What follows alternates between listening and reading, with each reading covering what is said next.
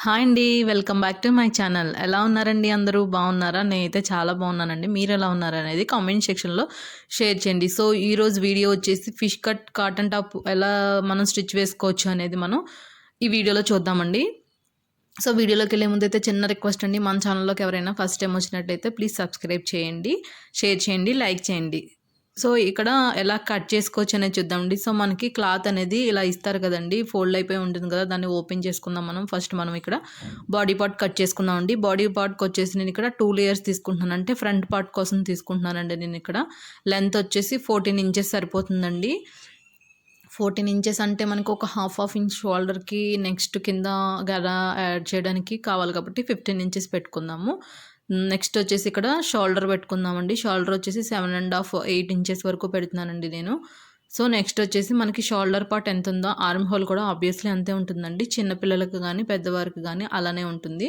So, నేను shoulder 7 పెట్టాను. 8 చూపించాను కదా! 7 పెట్టాను కాబట్టి ఇక్కడ ఆర్మ్ హోల్ కూడా 7 పెడుతున్నాను. సో, 7లో హాఫ్ 3 ½ కదండీ షోల్డరు. సో, ఇక్కడ 3 ½ మళ్ళీ మార్క్ చేస్తున్నాను. నెక్ డీప్ వచ్చేసి 5 తీసుకుంటున్నానండి నేను. 5 ½ వరకు తీసుకుంటున్నాను.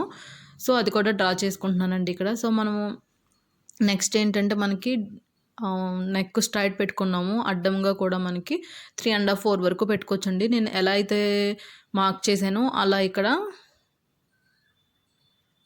ఇక్కడొచ్చేసి నేను బాడీ పార్ట్ తీస్తున్నానండి. బాడీ 13 ఇంచెస్ సరిపోతుంది నాకు.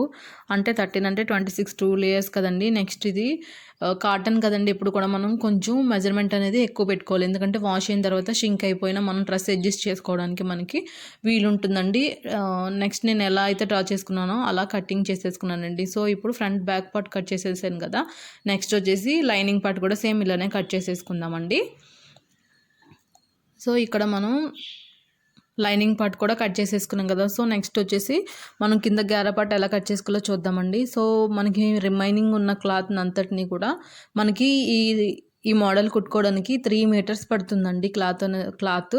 సో, మిగిలిన రిమైనింగ్ క్లాత్‌ని ఇలా మనం అడ్డంగా వేసుకోవాలండి. స్ట్రైట్‌గా వేసుకొని కట్ చేసుకోకూడదు. స్ట్రైట్‌గా వేసుకొని కట్ చేసుకుంటే అది వేరే మోడల్ అయిపోతుంది. సో, ఇలా అడ్డంగా వేసుకొని మనం 2 లేయర్స్ అండి ఇవి. ఫ్రంట్, బ్యాక్ కదా! 2 లేయర్స్ ఈవెన్‌గా ఉన్నాయో లేదో సెట్ చేసుకొని చూసుకోవాలండి. సో, ఇలా వేసుకున్న తర్వాత మనం కట్ చేసేసుకోవడమేనండి. రిమైనింగ్ పార్ట్ మెజర్మెంట్ చూడలేదు. సో, లెంత్ ఎంత ఉంటే అంత పెట్టేద్దాం అనేసి నేను చూడలేదండి. సో, ఇది మనకి 39 ఇంచెస్ 38 ఇంచెస్ మించి రాదండి లెంత్ ఇక్కడ. సో, ఇంకా లెంత్ ఎక్కువ కావాలంటే క్లాత్ ఎక్కువ తీసుకోండి. అలా సరిపోతుంది. సో, ఇలా కట్ చేసుకున్న తర్వాత మనం 2 లేయర్స్ కదా!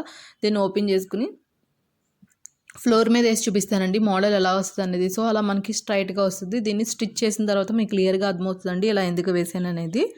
సో, ఇక్కడొచ్చేసి హ్యాండ్ మనం కటింగ్ చేసుకోలేదండి. హ్యాండ్‌కి నాకు ఈ క్లాతే మిగిలింది. సో, దీన్ని నేను అడ్జస్ట్ చేసి హ్యాండ్ కింద సెట్ చేసుకుంటున్నానండి. సో, ఇది 4 పీసెస్ కదా! మనకి 2 పీసెస్‌కి స్టిచ్ పడుతుందండి మనకి సెంటర్ హ్యాండ్ దగ్గర.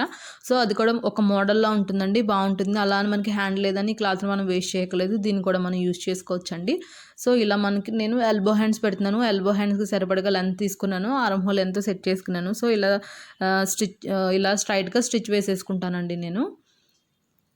సో, ఇక్కడ హ్యాండ్స్ ఫస్ట్ నేను స్టిచ్చింగ్ ప్రాసెస్‌లో హ్యాండ్స్ అనేది స్టిచ్ చేస్తానండి. ఎప్పుడు మీరు నా వీడియో ఏది చూసినా కూడా హ్యాండ్స్ అనేవి ఫస్ట్ ప్రిపేర్ చేసుకొని ఉంచుకుంటానండి. అలా చేయడం వల్ల ఏంటంటే మనకి నెక్ వేసుకొని షోల్డర్ అటాచ్ చేసేసి తర్వాత హ్యాండ్స్ అటాచ్ చేసుకొని బాడీ అటాచ్ చేసుకోవడానికి ఈజీగా ఉంటుందండి. అందుకని ఫస్ట్ నేను హ్యాండ్స్ స్టిచ్ చేస్తానండి. హ్యాండ్స్‌కి మిడిల్‌లో నాకు 2 పీసెస్ కింద వచ్చింది కాబట్టి నేను ఇలా స్టిచ్ వేసేసుకున్నానండి.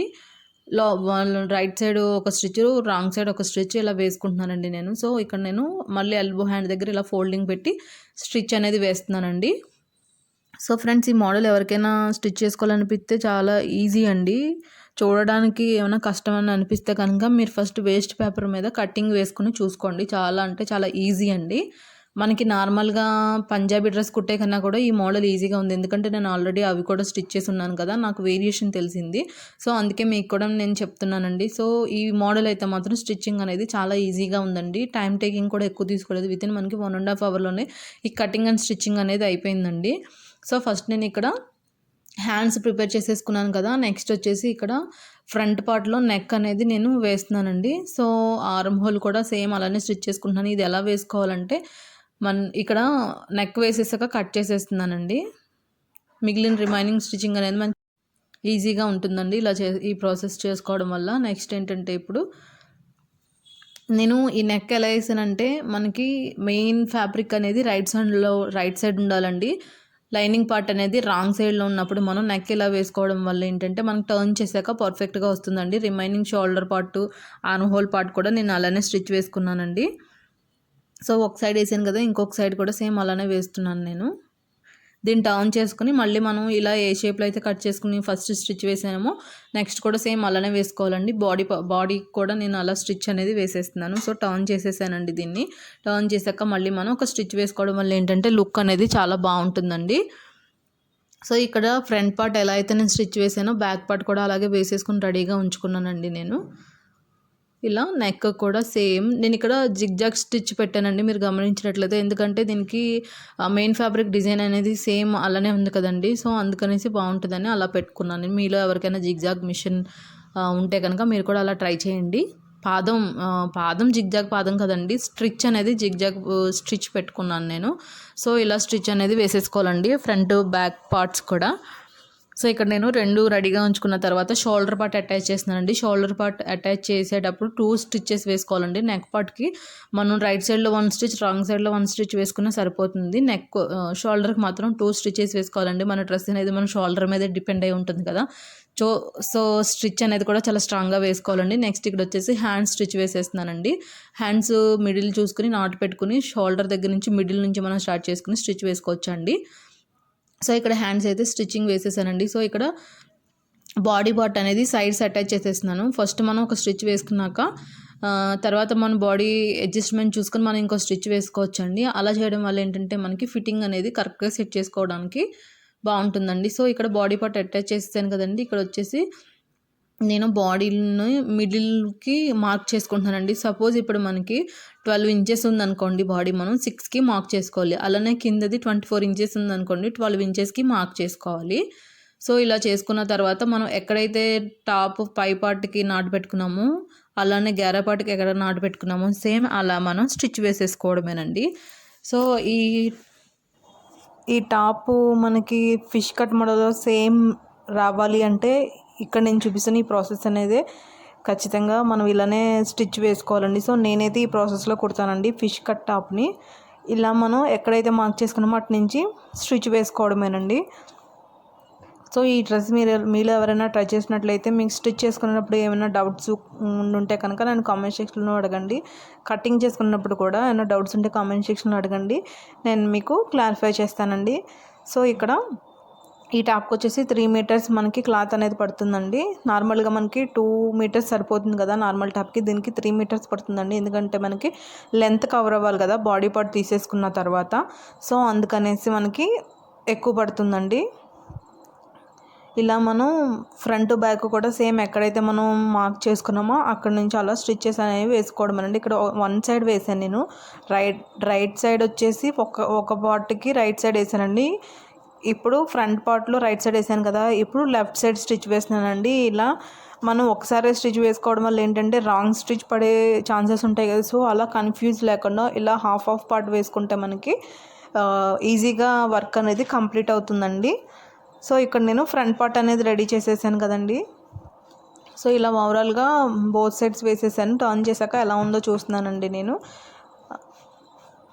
ఇలా మనకి స్టిచ్ అనేది ఇలా వస్తుందండి. అక్కడ మనం స్టిచ్ వేసుకున్నాం కదా, రిమైనింగ్ క్లాత్ అంతా కూడా మనకి సైడ్కి ఉండిపోతుంది. సో దాన్ని కూడా మనం స్టిచ్ వేసేసుకుందామండి. సో అది ఓపెన్ అయిపోయి ఉంటుంది కదా, ఇక్కడ ఓపెన్ కట్స్ ఉండవండి. ఫిష్ కట్ టాప్ ఎక్కడైనా కూడా రెడీమేడ్ ఫ్రాక్ అయినా టాప్ అయినా మీరు చూడండి ఓపెన్గా ఉండదు, క్లోజ్ చేసేసుకుంటామండి. సో మళ్ళీ టర్న్ చేసి నేను అక్కడ మిగిలిన రిమైనింగ్ పార్ట్ని నేను స్టిచ్ వేస్తున్నానండి. సో అది మన బాడీ పార్ట్ కదా, బాడీ పార్ట్ తర్వాత ఉన్న కింద పార్ట్ని మనం ఇలా స్ట్రైట్గా స్టిచ్ వేసేసుకుంటామండి. సో చాలా అంటే చాలా ఈజీ అండి ఈ మోడల్ అయితే మాత్రం. సమ్మర్ కదండి, ఇప్పుడు మనకి కాటన్ వేర్స్ అనేవి చాలా బాగుంటాయి. రెగ్యులర్గా కూడా కాటన్ టాప్స్ మనం డిఫరెంట్ మోడల్స్ వేసుకోవడం వల్ల ఏంటంటే మనకి బాడీకి చాలా కంఫర్టబుల్గా ఉంటాయి కదండి. సో దీన్ని మెయింటెనెన్స్ చేయడం కొంచెం కష్టంగా ఉండొచ్చు, ఐరన్ చేసుకోవడం, గంజి పెట్టుకోవడం ఇవన్నీ. బట్ ఏంటంటే ఇది మనకి చాలా బాగుంటుందండి లుక్ అనేది. సో ఓవరాల్గా డ్రెస్ స్టిచ్ చేసాక ఇలా ఉందండి. సో మనకి నెక్ పార్ట్ ఇలా ఉంది, ఎల్బో హ్యాండ్స్ పెట్టుకున్నాం కదండి. నెక్స్ట్ బాడీ అటాచ్ చేసాము ఇక్కడ మనం.